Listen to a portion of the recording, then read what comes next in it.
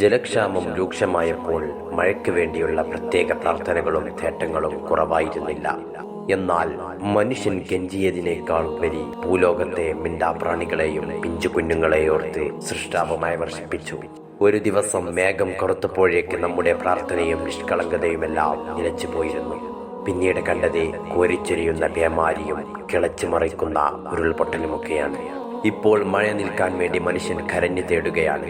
പക്ഷേ ഇനിയൊരു ദിവസം ദുരന്തമൊന്ന് നീങ്ങിയാൽ മതി മനുഷ്യർ പഴയ തമ്മാടിത്തരത്തിലേക്ക് തന്നെ തിരിച്ചു പോകാൻ. പിന്നെ എങ്ങനെയാണ് പ്രകൃതി ദുരന്തങ്ങളും അത്യാഹിതങ്ങളും സംഭവിക്കാതിരിക്കുക?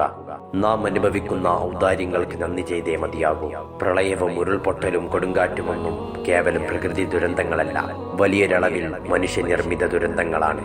ളഹറൽ ഫസാദു ഫിൽ ബർരി വൽ ബഹരി ബിമാ കസബത് ഐദിൻ നാസി ലിയുദീഖഹും ബഅദല്ലദീ അമിലൂ ലഅല്ലഹും യർജിഊൻ.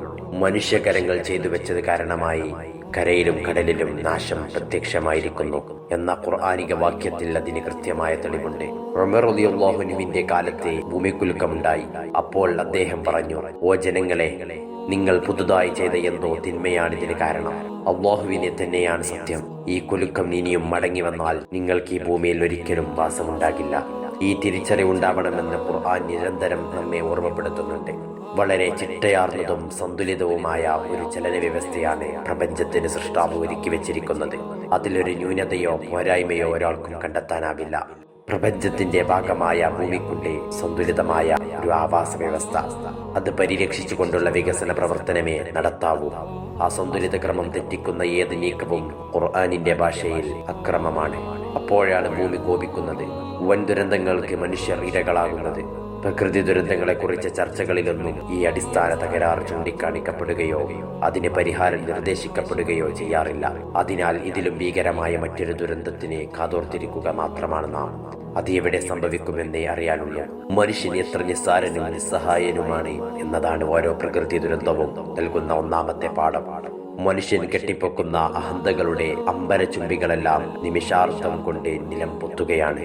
പ്രകൃതിയെ കീഴടക്കിയെന്ന് അഹങ്കരിക്കുന്ന മനുഷ്യന് അവന്റെ ശാസ്ത്രമോ സാങ്കേതികം ദുരന്തവേളകളിൽ പലപ്പോഴും രക്ഷക്കെത്തുന്നില്ല. പല ദേശങ്ങളിലും ജനം അന്തിയുറങ്ങിയത് ആകാശം മേൽക്കുരയാക്കിയായിരുന്നു. തങ്ങൾ നിർമ്മിച്ച ബഹുനില കെട്ടിടങ്ങളെ അവർക്ക് വിശ്വാസമുണ്ടായിരുന്നില്ല.